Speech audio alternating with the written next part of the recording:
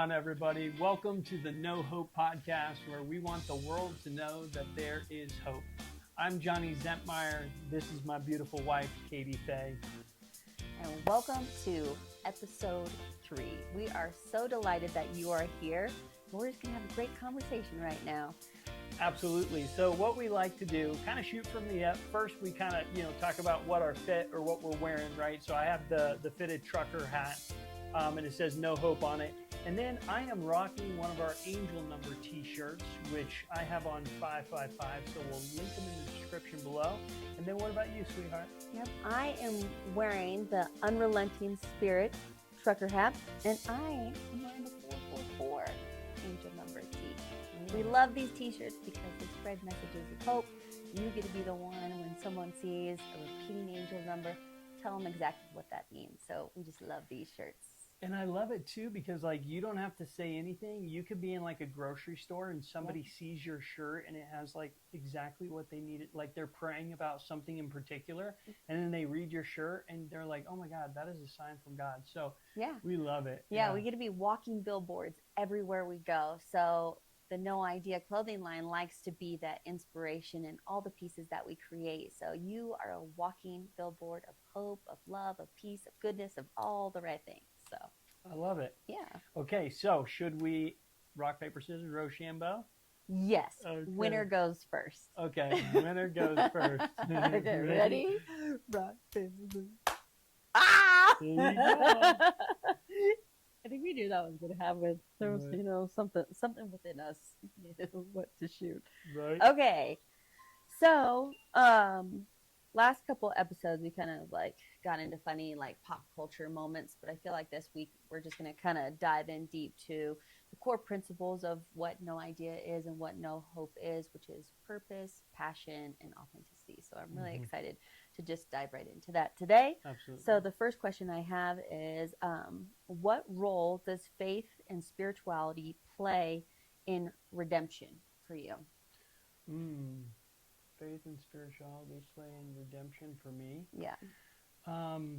Man, I think what Jesus did on the cross gives me the opportunity to have redemption because of that, And Sure. So I feel like because of what he did, gave me the opportunity to be forgiven of my sins so that I can have a second chance, a third chance, a fourth chance, you know what I mean? Yeah.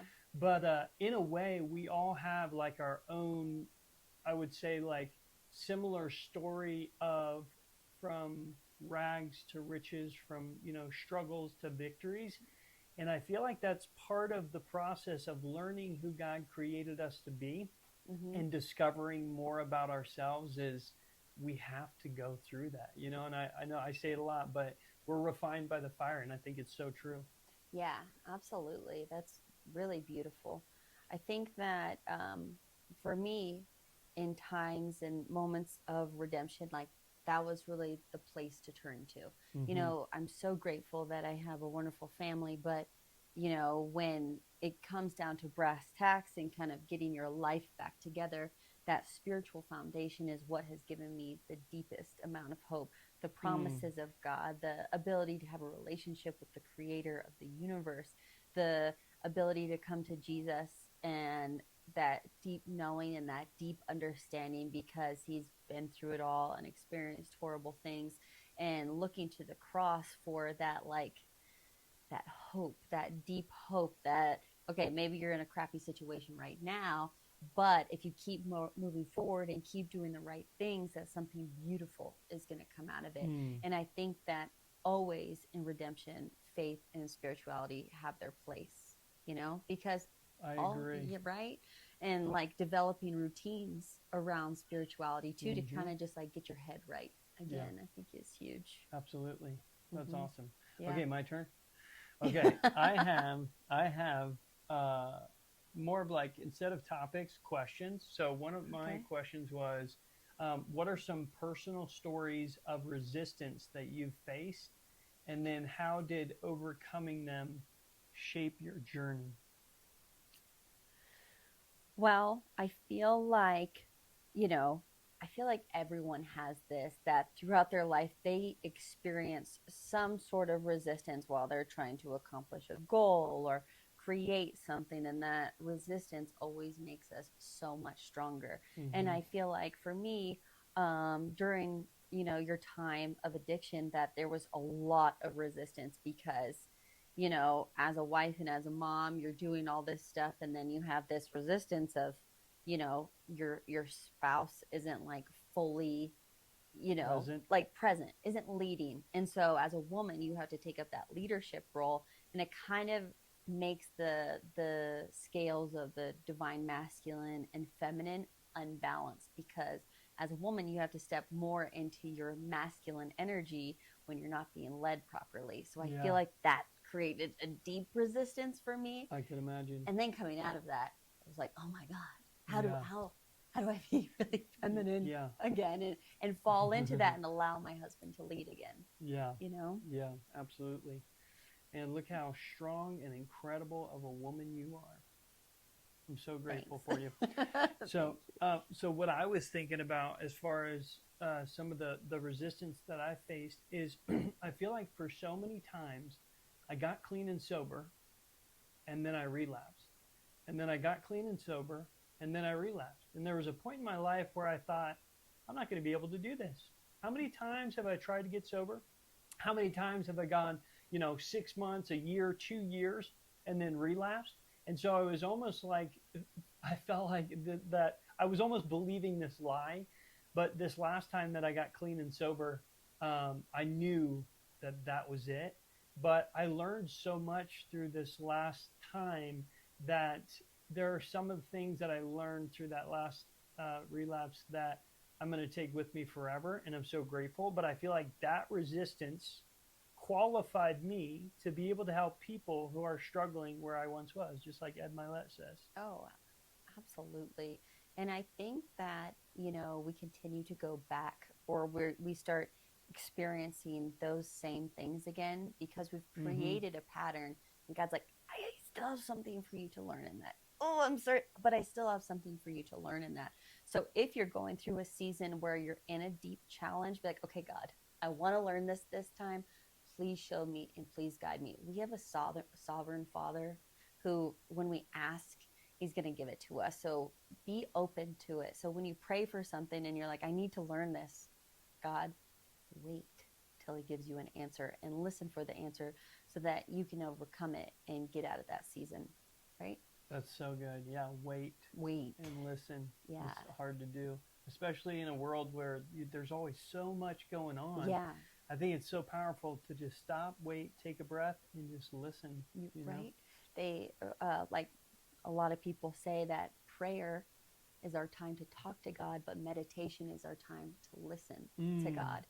And I think that in this fast paced world, it's like so easy. Distractions are so present. Yep. And so I've been doing just like a rising ritual, is what I like to call it. But I'll journal. I love to journal. So I'll take time and I'll say a prayer, and I have to wait, and I have to have a block where God speaks back to me and he talks back to me and I can write it out. That's how I hear from God, or at least one of the ways that I hear from him.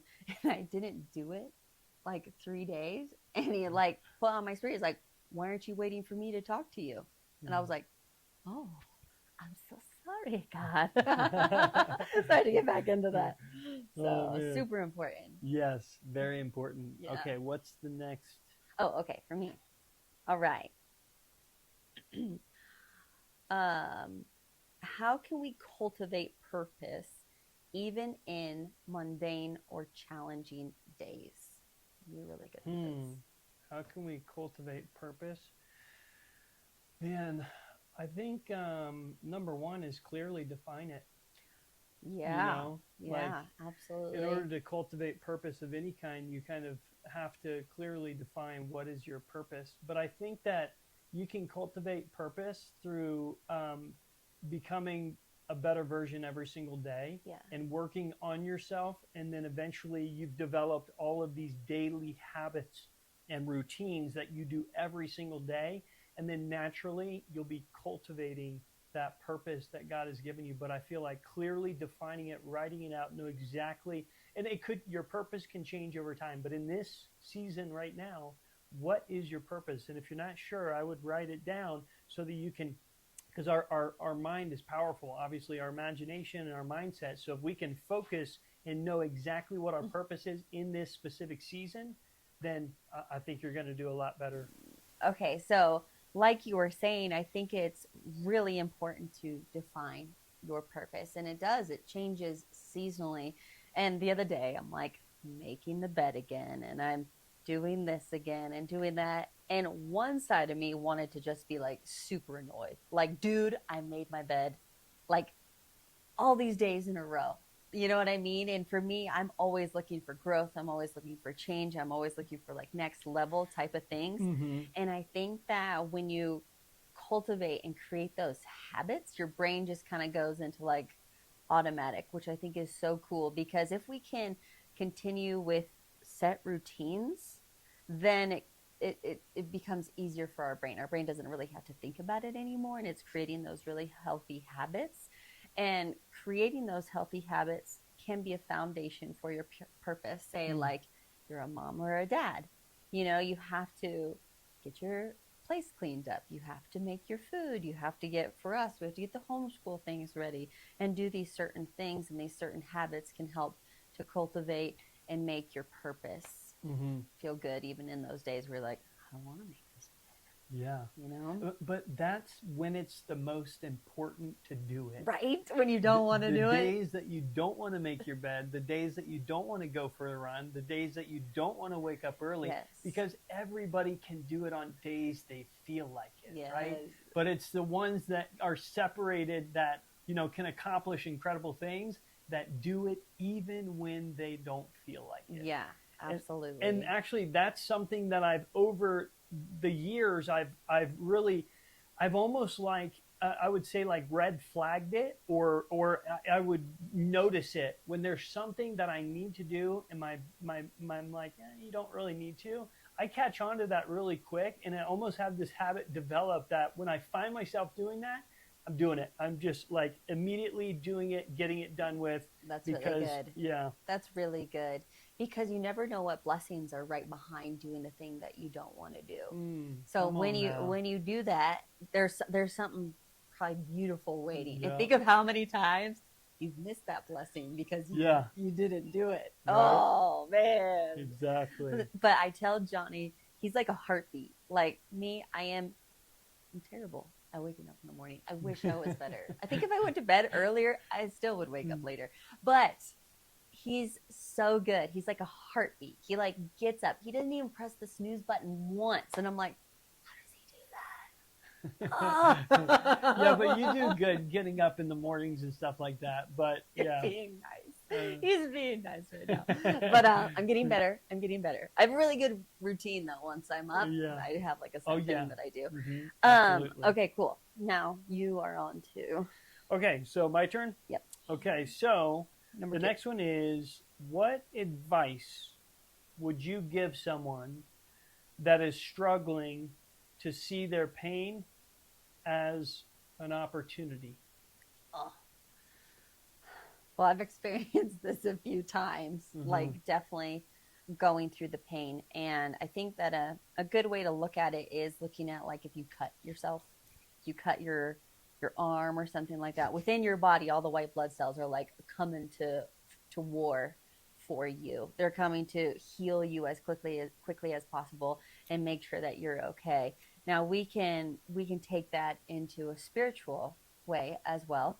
And when you're going through a pain and you're going through a struggle, you can really call upon your spiritual team in a huge way at that time. Like, hey, sending out a flare. I'm in a lot of pain right now, or I'm in a lot of hurt. Please show me the way, show me Mm-hmm. the opportunity. And when we fall down, I feel like it's an internal grit that has to be developed to get back up again Mm-hmm. because you could fall and just be like, I'm done. But I think it takes a certain personality to be like, that's okay. I'm going to try again. No, I'm going to try again. I'm going to try again. And I'm going to try again. And we are huge on that because we've experienced, so many times of falling in our life, but we refuse to not get back up again. And I think that is a testament to being a child of God, to knowing that you're made with purpose. You're made with something really beautiful inside of you. And maybe if that thing didn't work out, God closed the door, he always opens up a window. Yeah, So exactly. hopefully that would help someone. Yeah, absolutely. Yeah, I would say um, the advice that I would give someone who's struggling to see their pain as an opportunity for growth is, I guess, because over the years, like, the last, what, 10 years, we've been doing tons of personal growth and, really Hmm. focusing on like, how can we become a better version? And we've done that with each other, together, Yeah. independently. Yeah. But I guess for me is like, see, I like adversity and I like resistance. I like pain because I'm addicted to personal growth. But I would encourage somebody else that if you're having a hard time because you're in the midst of a painful season, is that's a really good time to sit back and reflect and be like, okay, so why is this so painful and why am I going through it? And what's interesting is, God says that if you seek truth, you'll find it. So I think that's a good opportunity in the midst of that pain to start seeking, right? Hmm. Seeking answers on why is God having you go through this valley or this difficult season. But Absolutely. That's beautiful. And really asking why and having that big question. When we start to ask ourselves those important big questions, yeah, we're going to get important big answers. And it's up to us really to answer those questions within our mind, mm-hmm. and so I got certified as a life coach, 10 years ago. And the most important thing is asking questions. Any good coach is just going to ask you all kinds of questions because you have all the answers already inside of you. You Mm-hmm. have the way within you to navigate to the next level in the next phase of your life. Yeah, So, yep, absolutely. yeah. All right, what's the next one? Last Is one, it best one, last one, baby. best one? Last one, best one. Okay. Why do you think so many people struggle to live authentically? Why do I think so many people struggle to live authentically? Well, I think that we grew up in a world where there's so much indoctrination of images of what we're supposed to be, Yeah. right? You're supposed to be like this. You're supposed to have a 9 to 5. You're supposed to do this. And that was generational. So our parents were raised that way and their parents were raised that way. And so we get to where we are today. And actually, that mold is being broken quite Yeah. significantly because of the amount of content and access to, you know, information and the internet, right? Yeah. But for a long time, I feel like people lose themselves because they're trying to gain friends or favor with other people. And so, see, I dealt with this too for so long when I was younger. Like, I always thought like I had to be like this way or that way or this way so that people could accept me. And I was really good at being the person that a lot of people liked, right? But then years down the road, I realized I'm like, wait, I don't like that. That's not what I like to do. And I wasn't authentic at all. But I feel like in order for you to become super authentic, you have to be the most unauthentic person ever. And then you find yourself in that place and you're like, this isn't me. Yeah. And then you can't live with that fake person that you've become, right?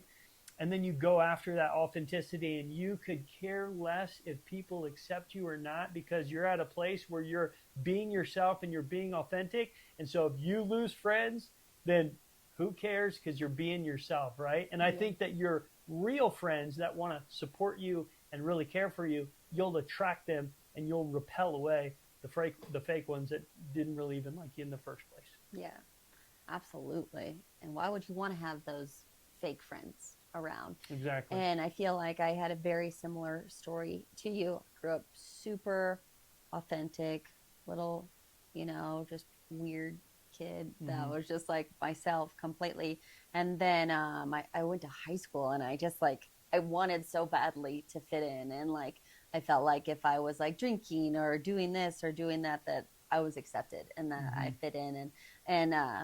And I think acceptance is a huge proponent of why people lose their authentic self. I And agree. you know, and with social media and with plastic surgery and with this beauty standard, I think that's another really hard thing, especially for girls, but maybe also really for guys too, that Mm-hmm. maybe that isn't emphasized as well. Like, oh well, they're super popular, so I need to look like this type of way.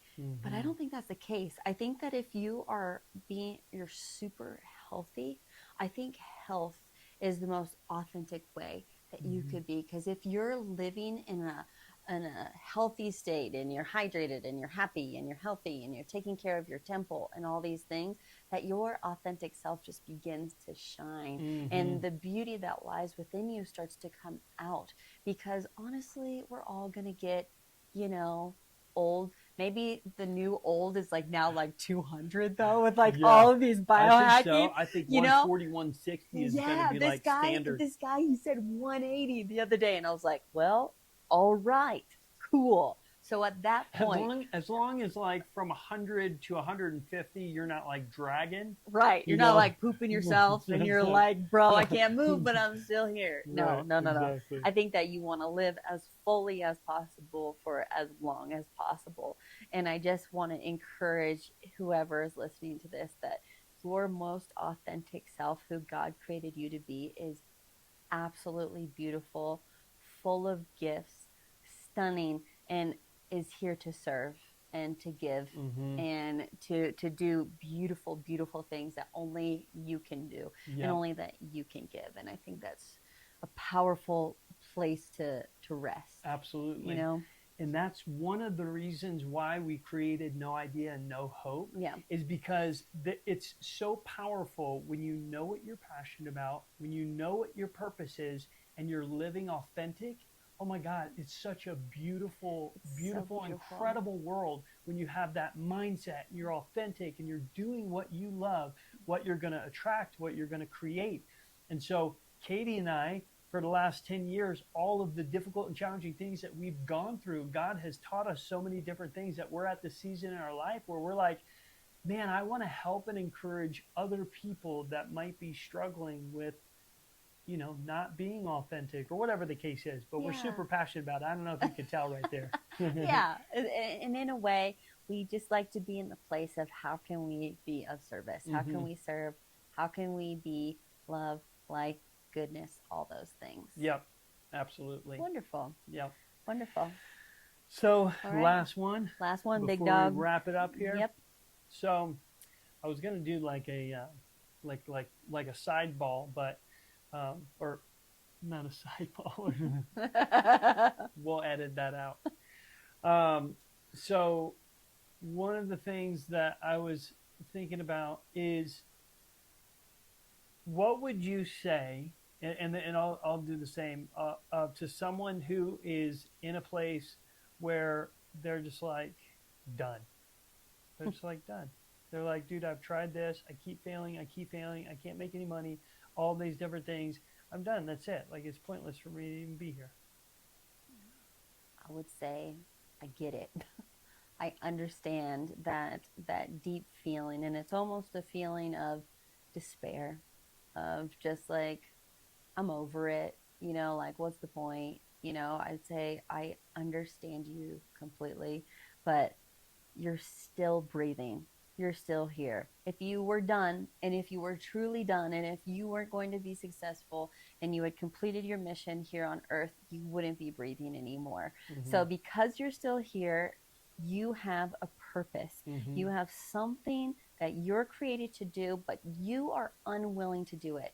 I Mm. would say you are unwilling to take the personal responsibility that you are the one who got yourself in this mess and in this situation. Wow. I've been in that situation so many times, and I had to look myself in the mirror and be like, dude, this is you. You need Mm-hmm. to get your shit together. Mm-hmm. Okay.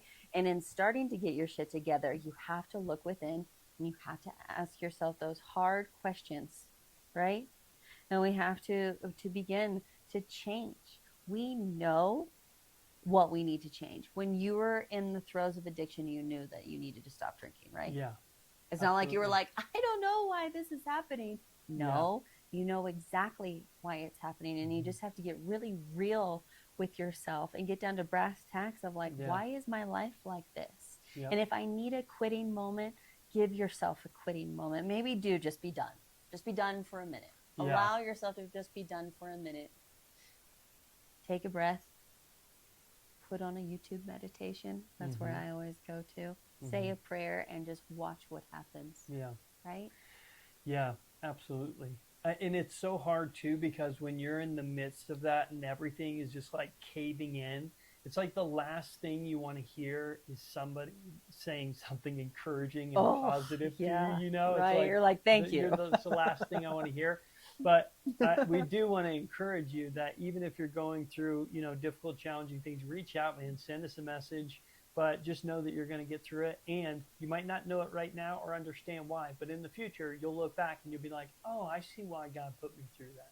Yeah, and maybe you won't have like a deep aha revelation of something, but you will have gained a lot of wisdom, Yeah. spiritual wisdom that's going to come Yep. forth when you're ready to help someone else.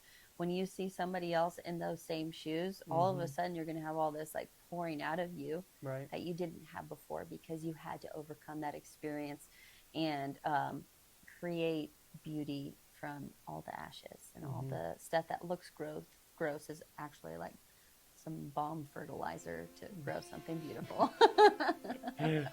Well, it's the last one. That was it, right? That was it? Yeah, that was it, man. Okay. Yeah. Awesome. Well, thank you guys so much for joining us. And is that it? Yeah, we're just so grateful. We're just so grateful for the opportunity to speak and to love on people. And we're really excited for our community and that we're doing this. This is a part of our purpose and something that we're really passionate about. And passion isn't always a pretty thing. Passion is doing something even sometimes when you don't want to do it. And so we're just grateful that we're here. And we would love for you to go check out our website. We'll link it in the show notes. You can go there and you can download a freebie of finding what your purpose is. Just a few simple steps. It's a great intro. So just put your email in and you'll receive that. And you'll also get 10 or 20% off. Yeah, 20%. Yeah, code for any clothing, anything that you want in our shop. We would love for you to be referencing No Idea Gear. Heck yeah. Yeah. You guys have a great rest of your day, and we'll see you on the next one. Bye.